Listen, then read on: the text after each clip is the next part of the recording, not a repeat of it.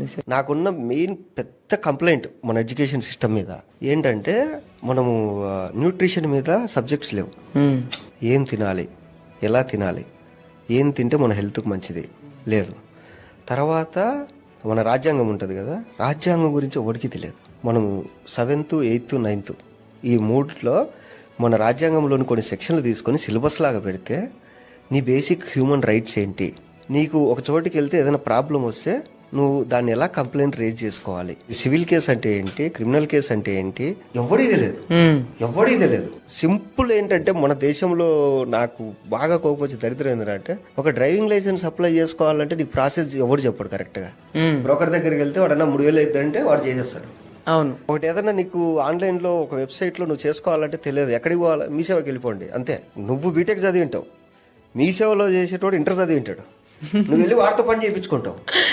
తెలియదు నీకు. మన గవర్నమెంట్ ఏం చేసిందంటే, జనాలు ఎడ్యుకేట్ అయితే ఫ్యూచర్ లో రాజకీయాలు దెబ్బతింటాయి కాబట్టి ఈ నా కొడుకులకు రాజ్యాంగం అంటే ఎందుకు తెలియకూడదు, ఒక గవర్నమెంట్ ప్రాసెస్ ఏంటో తెలియకూడదు, ఇది తయారు చేసి పడేసి.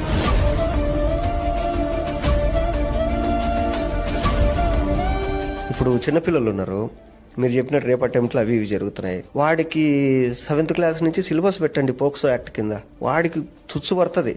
అరే మనం వెళ్ళి పొరపాటున ఒక అమ్మాయిని గెలుకుతే మనల్ని 7 years జైలు వేస్తారంటరా అని ఒక భయం వాడికి ఏర్పడితే వాడు ఎందుకు వెళ్తాడు? నువ్వు ఎప్పుడు చేస్తున్నావు? వాడికి ఏమీ తెలియకుండా వాడు తప్పు చేసినప్పుడు తీసుకొచ్చి వాడి మీద సెక్షన్ 320, సెక్షన్ 240 అని చెప్తే వాడికి ఆ సెక్షన్లు కూడా తెలియకుండా నువ్వు తీసుకెళ్లి జైలు వేసేస్తావు. వాడు ఆ తప్పు చేసిన తర్వాత సెక్షన్ గురించి తెలిసిన తర్వాత నువ్వు ఎడ్యుకేట్ చేస్తున్నావు. అంటే మన వాళ్ళు ఎట్టుంటారంటే, చనిపోయిన తర్వాత భగవద్గీత తినిపించినట్టు చచ్చిపోయిన శవానికి వాడు తప్పు చేసిన తర్వాత నువ్వు సెక్షన్లు ఎక్స్ప్లెయిన్ చేస్తున్నావు. వాడికి తప్పు చేయకముందు నువ్వు సెక్షన్లు చెప్తే వాడు తప్పెందుకు చేస్తాడు? ఎడ్యుకేషన్ సిస్టమ్ లో ఫిజిక్స్ లో అలా అయింది, ఇలా అయింది, సైన్స్ లో దీని షేప్ ఎలా ఉంటే దాని అవి కాదురా తెలియాల్సింది.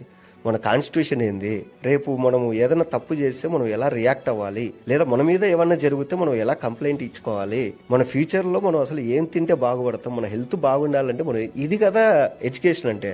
నువ్వు ఏదేదో సోది పనికిరాందంతా చెప్పి ఆ సబ్జెక్టుల పేర్లు కూడా గుర్తుండవు ఎవరికే గానీ. అంటే కరెక్ట్ ఎడ్యుకేషన్ లేక ఇలాంటివన్నీ జరుగుతాయి. ఎడ్యుకేషన్ లో ఈ పెట్టాలి, ఇవన్నీ ఉండాలి. ఇప్పుడు నేను చిన్నప్పటి నుంచి ఫిజిక్స్